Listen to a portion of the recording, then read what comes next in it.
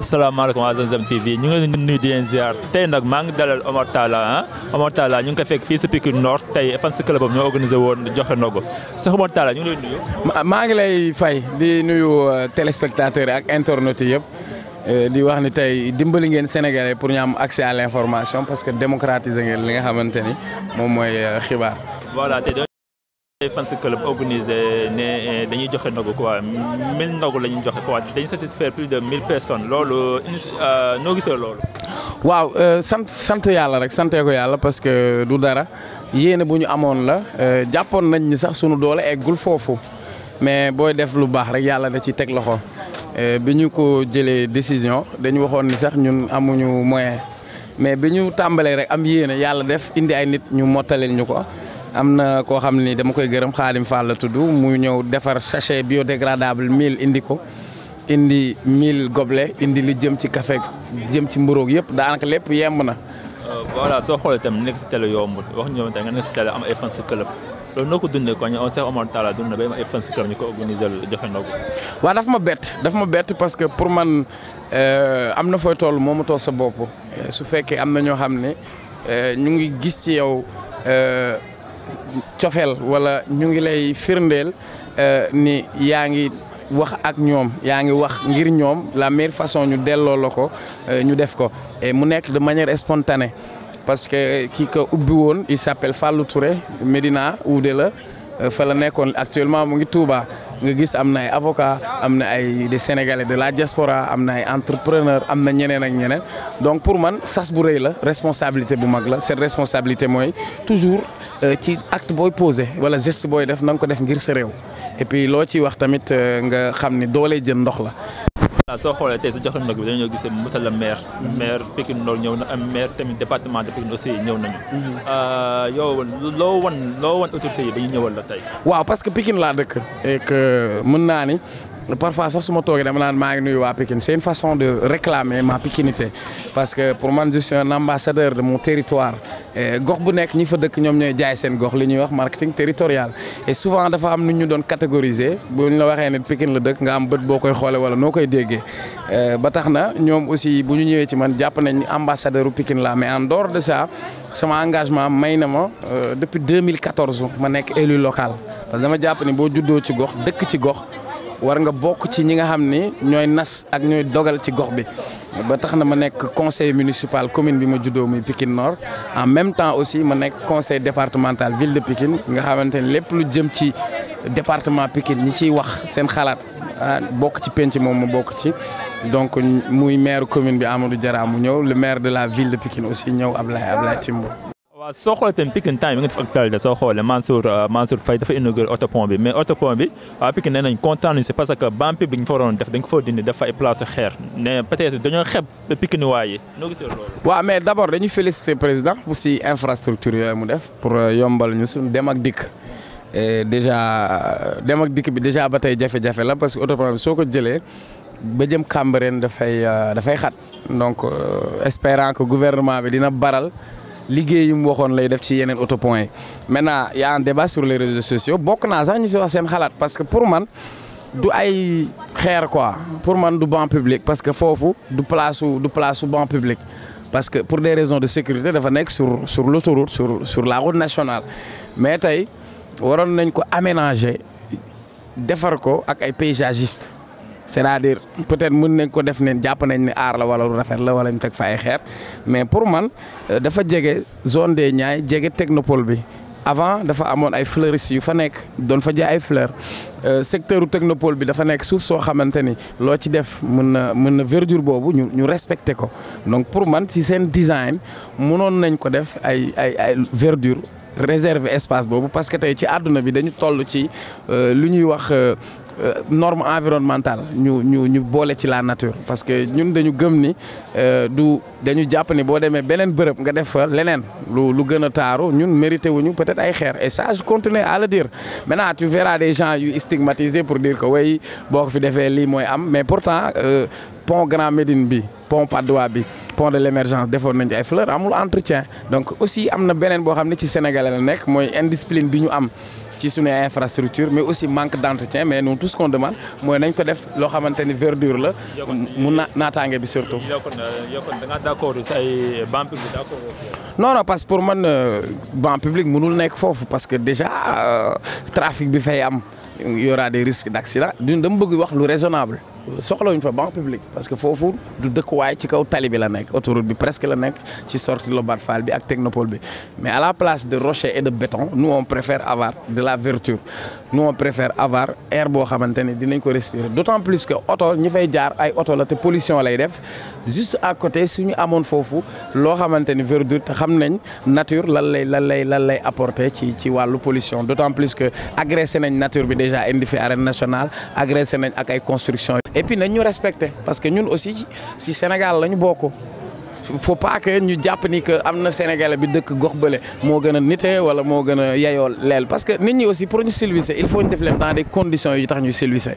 bu ñuy aménager ay bërëb nañu aménager ay poubelles yu doy. waaw maa ngi tàggu Nimz Nimz nag daa wax xat comme garabu nim parce que du bàyyi et que c'est un plaisir gis ay ndaw di entreprendre donc di souhaiter Sénégalais yëpp jàppale médias yu mel nii parce que amuñu pub amuñu dara mais ñu mel ni ñun ku si nekk si ñun am nga ci looy yëngu et dama gëm ni Sénégal du changer sans ay ndawam et ñun ñoo war a jël suñu responsabilité donc c'est un message que j'envoie à tous les jeunes du Sénégal.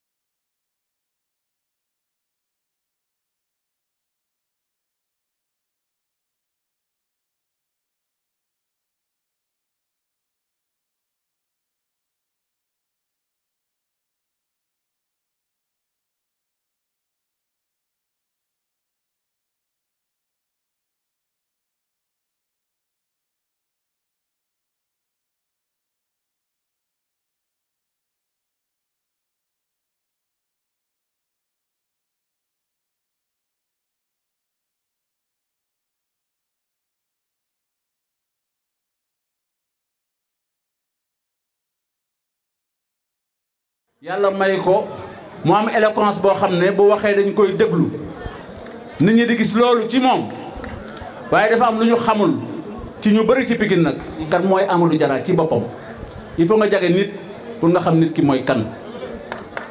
il faut nga jage nit pour nga xam nit ki la moo tëdd ci xolam man nag doomu tukulóor laa c'est vrai que tukulóor yi ñoom ay xaafisul alxuraan lañu waaye man Pikine laa juddoo fi laa màggee sama àll wa soriwul mais xam naa ne borom xam-xam yëpp nangu nañ ne yàlla xol lay fay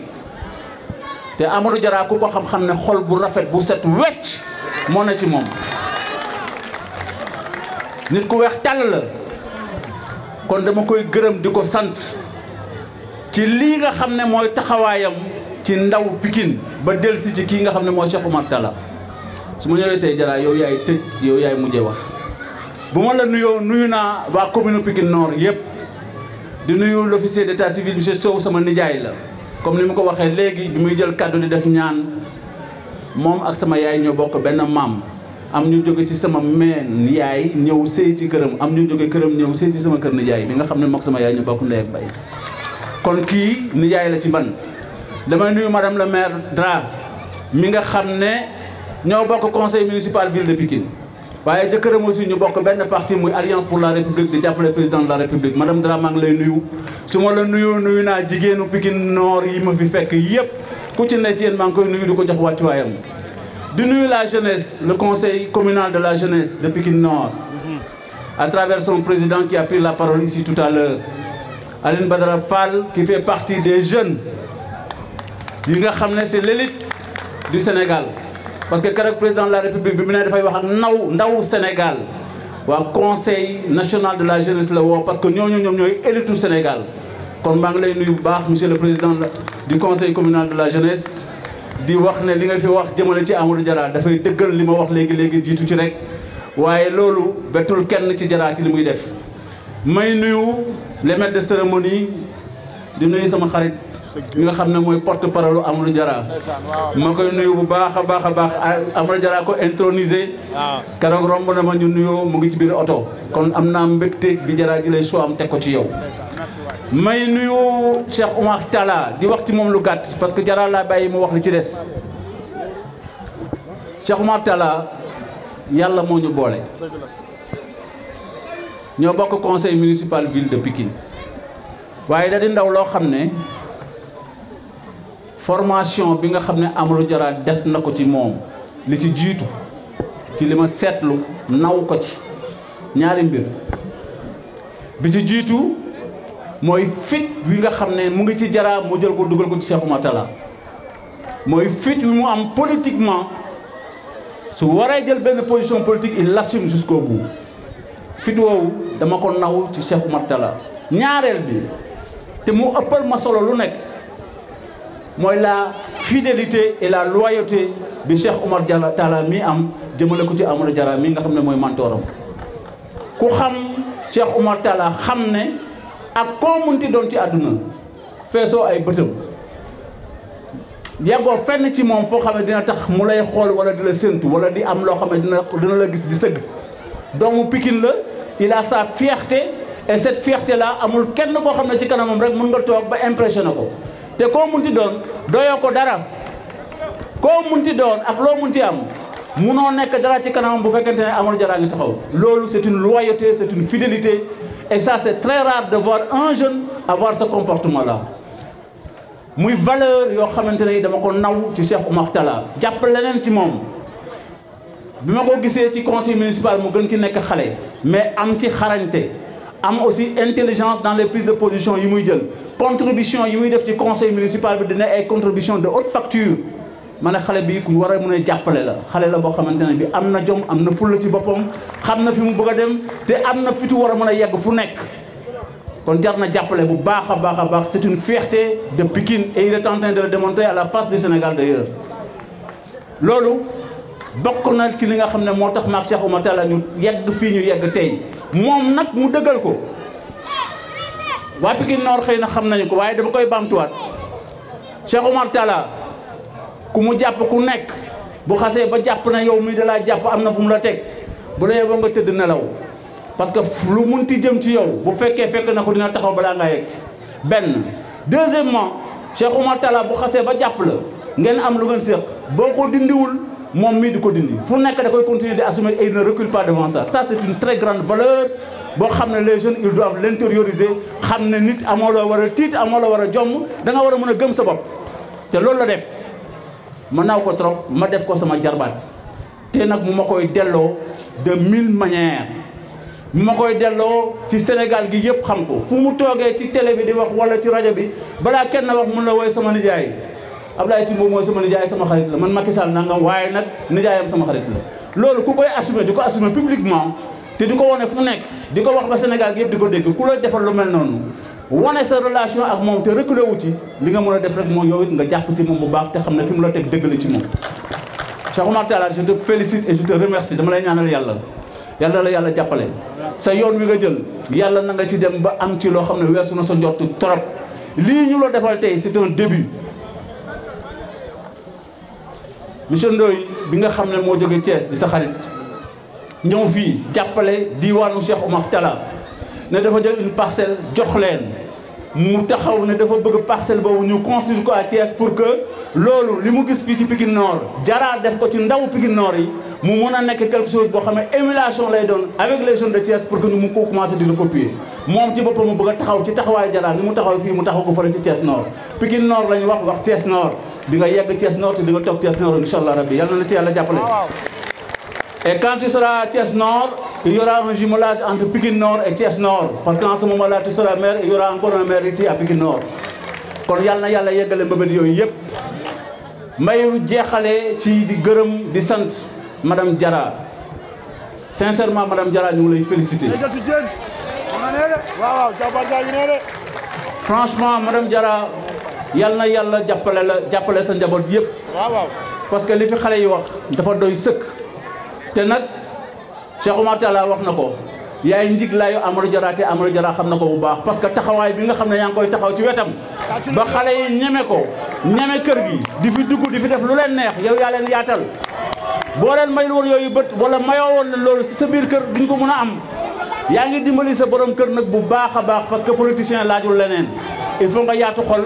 il faut nga yaatu biir il faut que sa kër nga ubbil ko ñëpp te loolu yaa ngi koy def Amadou Diarra xam na ko maa ngi lay gërëm ci turu ndaw Pikine yëpp particulièrement les jeunes de Pikine Nord yal na la yàlla fay sa njaboot aussi yal na si yàlla def barke.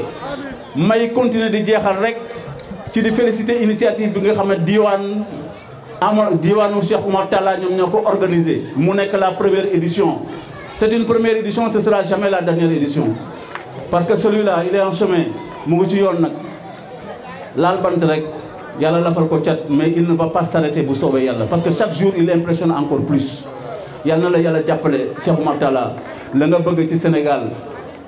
te di sa biir xol yal na la yàlla may nga yeggale ko ak jàmm. Tout à l'heure bi muy jël karaw j'ai été impressionné bi muy jël parole Cheikh Oumar Talla ku ko gis xam ne am na fit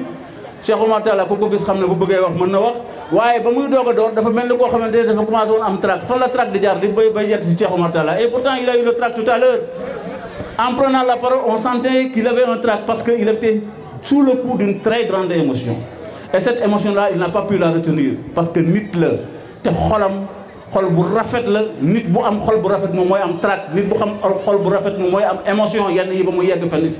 loolu nag bu amee c'est parce que celui-là nañ koy gis di ko ki gis xool nii rek muy dem waaye li tëdd ci xolam ku ko jage ku ne dafa am fu mu ko dibbee te foofu aussi loolu rek lañ fay fekk Amadou Diarra yal na la yàlla fay yal na leen yàlla jàppale yéen ñaar seen diggante bu si yàlla bu si dara xej kii c'est ton fils c'est pas un jeune qui est un responsable à tes côtés celui-là c'est ton fils et il le sait et tout Pikine sait que c'est ton fils et tu le prends comme tel yow it yal na la yàlla yàggal ci kanamam yal na la yàlla fay leen yéen ñëpp lii ngeen xam ne moom ngeen door yal na nekk loo xam ne dañ koy multiplier ay année di ko def plusieurs fois et plusieurs années incha allah rabbi yàlla di leen bay yéen ñëpp ngeen ko fekkee diwaan bi di gën a yaatu di gën a rëy nee nañu dañoo bëgg a tabax kër gi man nag yenn saa yi ma bëgg a xëccoog Amadou Diarra surtout Cheikh Oumar Talla waaye bii xam naa ne lu ma xëccoo xanaa sob rek waaye mënu ma cee xej mais damay jéem nag parce que kii aussi dama koo bëgg loo def dinaa ci def dara lii nga xam ne waa diwaan jot nañ ko te ndooy may leen ko muy Thiès moi je vais commencer avec ta permission Amadou Diarra de mettre 10 tonnes de ciment yoo xam ne ñoom la ñuy déparé bu ñu bëggee tabax kër gi yal na leen yàlla fay yéen ñëpp yal na leen yàlla jàppale Cheikh Oumar Talla merci à vous tous. merci beaucoup monsieur le maire. merci monsieur le maire. kii soo moytuwul day jàdd koñ moom sama sëriñ la. nga weesu na ay jëkkër ak jabar man ak moom. Oumar Talla nee na Asi su gërëmee Cheikh Ndoye moomu xam nga ne yow la gërëm tudd na la sànq ci sa digganteeg Cheikh nee na ma léegi Asi Fall na nga wax ci moom man it ma ci profil di la gërëm Asi sama rakk la dama ko mos a nommé chargé de mission et de la coopération internationale de la commune étant basé en France barki démb laa ko def Ababacar Niang pour Chine mais dafa dégg ci Facebook man maa ngi Paris mu fexe ba xam sama hôtel ñëw jël si ma di xuloo man naan ma doo dal ci hôtel di fay da ngay ñëw sama kër ma ne ko mënul nekk parce que fay nañ hôtel ba pare mais dinaa fa ñëw def fa ñaari fan ànd ak gars yi dem fa fu yoxos am ak yéet ceebu jën bu ñu toggal xaw mu ko jëlee ci France donc maa ngi koy gërëm di ko sant baax Asi moom frère am ak Oumar Talla ay xarit lañ Ousmane Fall Jordan moo ngi Belgique je crois waaw c'est magam nag maa ko doon jàngal magu Asi d'accord papaam suma papa la woon bu yeewoo suba teel en face école 5 la dëkk danaan jóg leen wotali ji Diarra moom élection pour moom élection yëpp même bu dee présidentielle jóg leen wotali ji Diarra donc sa famille papa ji maa ngi koy ñaanal yàlla xaaral ko ci àjjana donc nuyu naa staff bi yëpp suma staff politique bi ma ñëw ci diwaanu Cheikh Oumar Talla dama leen di remercier bu baax a baax mais dama leen di alamaan yéen da ngeen tuddee seen bopp diwaanu Cheikh Oumar Talla maanaam fans Oumar Talla yi normalement ah mais Mami Talla yi gën a bëlaame parce que ku yor groupe WhatsApp war nga xam ne man je suis membre de diwaanu Cheikh Oumar mais ba ngeen di woo gars yi woowu leen ma ba ngeen di cotiser laaju leen ma kër gi boo leen koy tiiree naru leen ma ci boole ci laa bokk ci diwaan bi laa bokk bu ñuy tiiree dugaleen sama tur parce que man it bëgg naa kër aw ma kër waa koñ bi xam nañ fii damay loué ah dina ma jox non bàyyil ma wax ak cousin am tay Timbo fay su naa ko tay patron bu mag bi laay waxal Cheikh Ndoye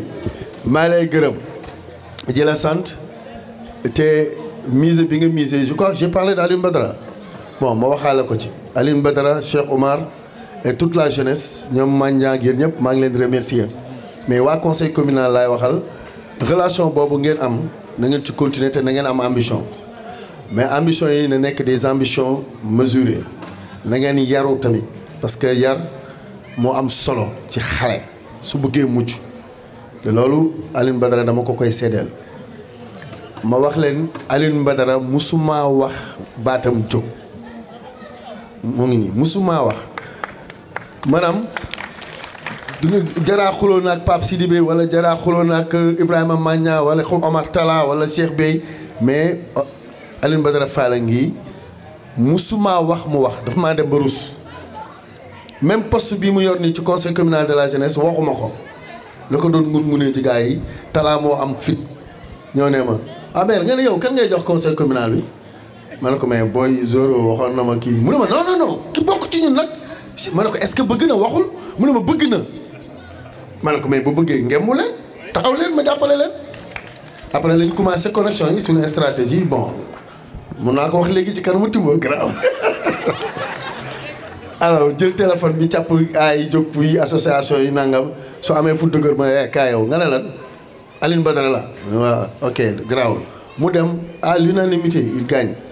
préfet yéemu sous-préfet yéemu et depuis boobu c'est pas parce qu'on l'a pistonné c'est parce que il a le niveau il a la compétence il a les qualités il a les compétences et dans la compétence il y a qualité il y a capacité managériale machallah et la preuve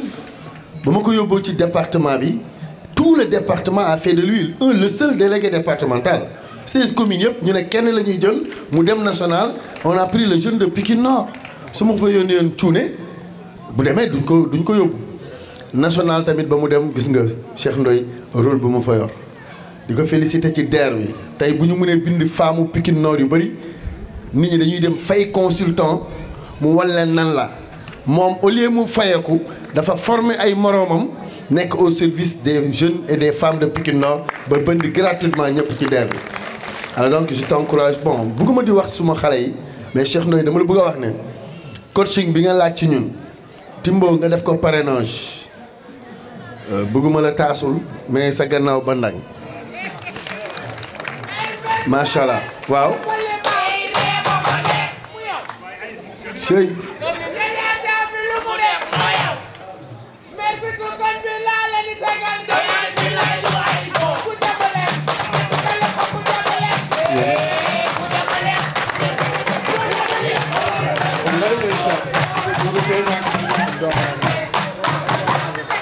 nag man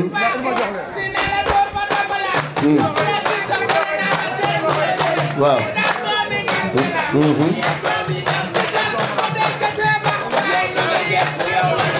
waaw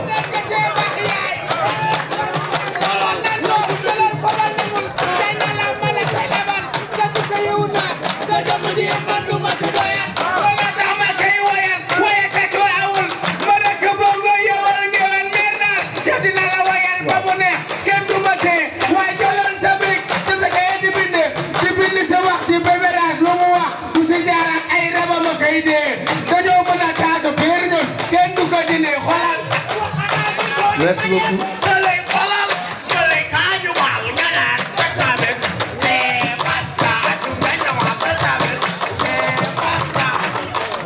Basta masa din voilà gis nga nag man Timbo talent yi dañu garaaw man bongo daf may daane gars yi xam nañ li ma gën a neex mooy fu ñuy daane xala Timbo xam mais il faut que Pikine ñun maire yi ñu def concert bongo jël bongo katu Pikine Ouest Pikine Nord Pikine Est teg benn coupe génne ay xaalis premier prix deuxième prix nañ ci waxtaan affaire bu neex la bu leen tëgg nag yoo leen tëggee rek ma wàññi bul tëgg laa waxee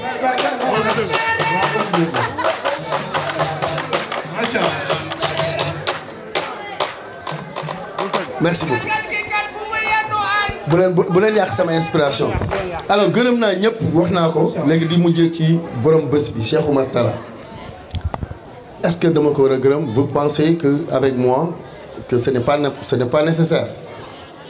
lenn rek laa leen di wax mooy sama doom la bi Timbo mujjee wax loolu rek doy na li may def ci sama doom yi moom laay def ci moom ni sama doom yi mel ci man noonu la mel ci man su ma ko waree yuuxu naa ko yuuxu su ma ko waree faj naa ko war a faj su ma ko waree corriger naa ko war a corriger su ma ko waree jàppale naa ko war a jàppale moom mii am na yu mu dul fekke dama njëkkee tukki ànd ak Timbo lu ma ñëw ci bureau wax la dama ko ne bii paa bu ñuy tukki jëlal Oumar Talla maanaam dama bëggoon moom mu xam njëriñ bi tax ba ma ko teree poste ci mairie bi dama ko bëggoon woon njëriñu boo nekkul élu boo nekkoo agent municipal di fayoo ko ci mairie bi ban njëriñ la am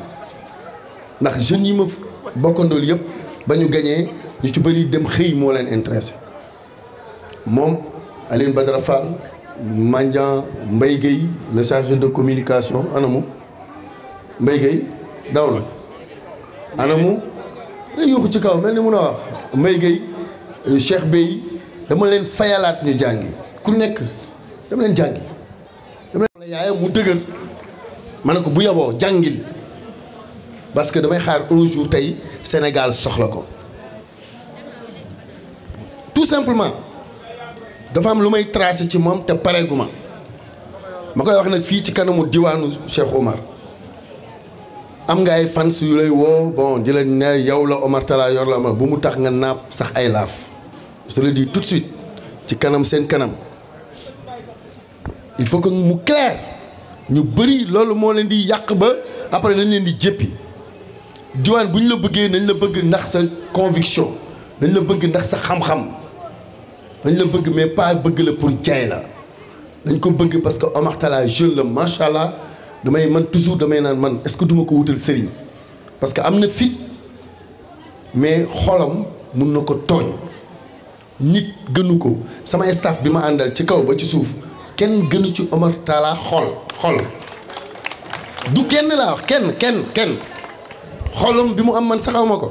Oumar Talla ministre wax ma sax côté politique jàngil waxuñu pour nga jàngi pour ñëw nekk un politicien jàngi pour servir le Sénégal compétence bi nga am nga mën ko jëriñ ci Sénégal boobu loolu rek laa soxla bul mel ni man romb ma dépassé ma mais nit bul gaaw a kontaan c'est pas parce que sañ-sañ nga dem ci télé bi xale yi naan wuy nice na rek nga ne bon yegg naa déedéet commencé go xeebal loolu